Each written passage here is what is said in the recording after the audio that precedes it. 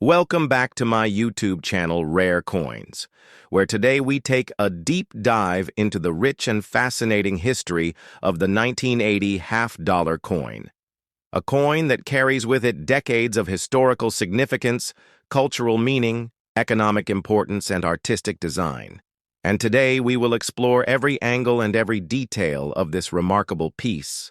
We begin our journey by first understanding the context of the half-dollar itself, a denomination that has been part of the United States monetary system since the late 18th century, tracing back to the early days when the young nation was working to establish a stable and trusted currency.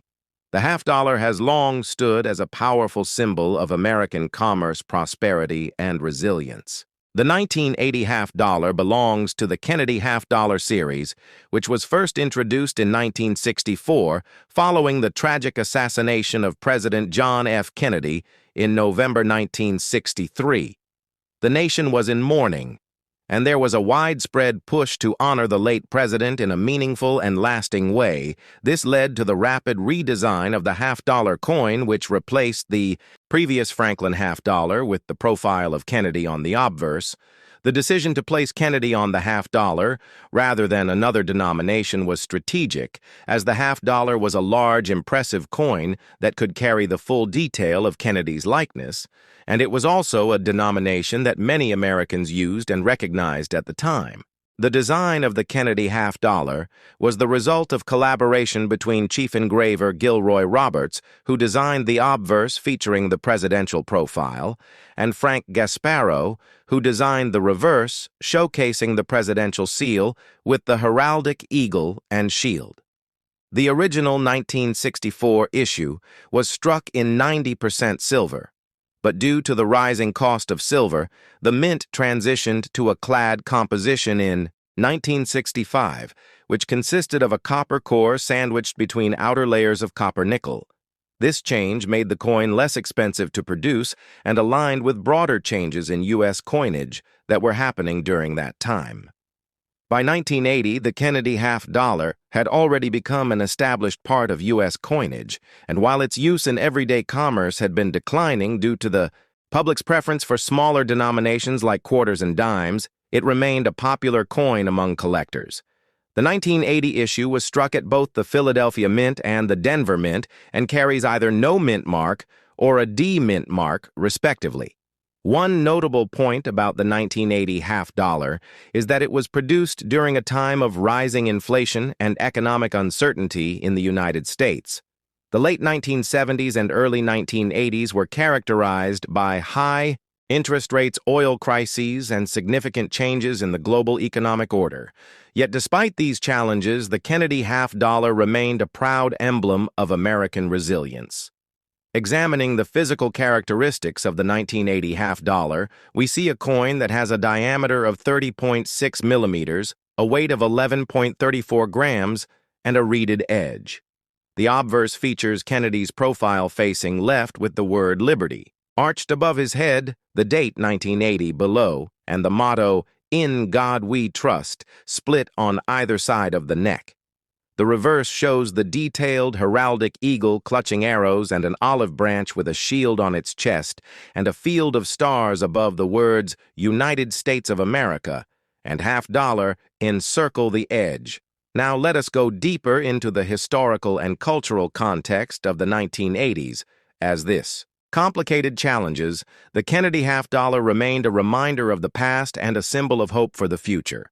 In terms of mintage, the 1980 half-dollar saw production figures of over 44 million at the Philadelphia Mint and over 33 million at the Denver Mint, making it a relatively common issue in terms of sheer numbers.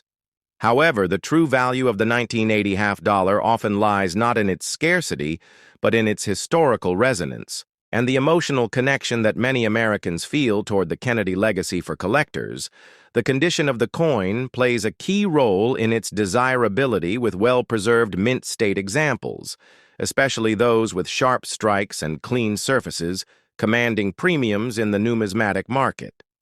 We must also consider the international impact of the Kennedy half-dollar, as it became one of the most recognized, American coins overseas, many visitors to the United States would take home Kennedy half-dollars as souvenirs, and they were often seen as symbols of American culture and values.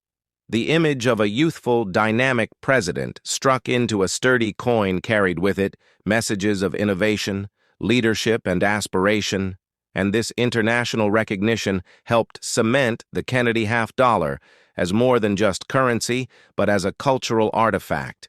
The art and symbolism of the 1980 half-dollar deserves special attention as well. The portrait of Kennedy is not just a likeness, but a carefully crafted representation designed to capture the spirit of the man, his youthful energy, his charisma, and his dedication to public service.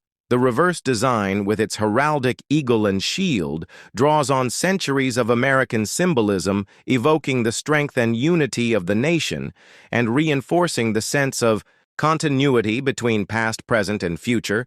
Every element on the coin, from the smallest feather detail to the precise lettering, speaks to the craftsmanship and care invested by the designers and engravers at the U.S. Mint. As we continue to explore the story of the 1980 half-dollar, we should not overlook the way this coin has featured in the lives of ordinary Americans. Many remember receiving Kennedy half-dollars as gifts or as part of holiday traditions. Some recall using them in vending machines or for bus fares, while others collected them from pocket change, hoping to complete date and mint mark sets. The half-dollar also played a role in casinos and gaming, often used as tokens or in slot machines, further embedding it into the cultural fabric of American entertainment and leisure. Looking even further into the economic side, the 1980 half-dollar reflects broader trends in monetary policy and metal use. By this time, the removal of silver from circulating coinage had changed the intrinsic value of coins and the public perception of them. Coins were no longer viewed primarily as repositories of precious metal value, but rather as tools of everyday commerce. This shift mirrored larger global trends as countries around the world moved away from precious metal coinage toward more cost-effective base metal solutions. Another fascinating aspect of the 1980 half-dollar is its presence in numismatic circles, where collectors and historians continue to study and debate various details related to die varieties, strike characteristics, and production quality. The meticulous examination of coins under magnification reveals tiny differences that can affect value and desirability, such as doubled dies, repunched mint marks, or unusual planchet errors. The community of collectors who specialize in Kennedy half-dollars have built an impressive body of research cataloging these variations and providing insights into the minting process of the late 20th century. It is also important to highlight the political context of the coin, as the Kennedy legacy remained a potent force in American politics throughout the 1980s, with members of the Kennedy family continuing to serve in public office and to shape public discourse. The coin thus serves as both a memorial and a living connection to an ongoing political dynasty that has left an indelible mark on the United States. Moving forward, we see that the 1980 half-dollar, while not rare in the strict numismatic sense, remains highly collectible due to its place in the popular imagination, its connection to a beloved president, and its enduring role as a piece of American history for anyone interested in collecting these coins. It is essential to pay attention to details such as mint marks, strike quality, and surface preservation, as these factors significantly influence market value.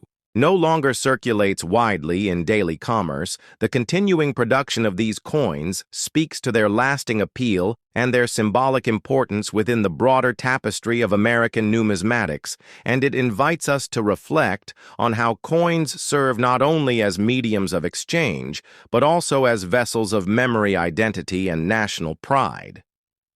In closing, the 1980 half-dollar is more than just a piece of metal.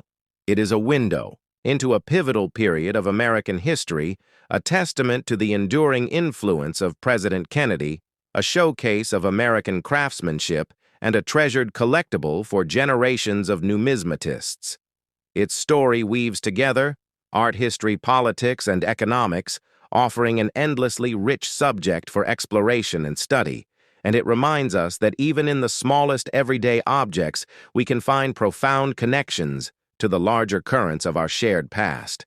Thank you for joining me on this detailed journey into the history of the 1980 half-dollar coin. Be sure to stay tuned for even more deep dives into the fascinating world of rare and historic coins right here on my channel, Rare Coins.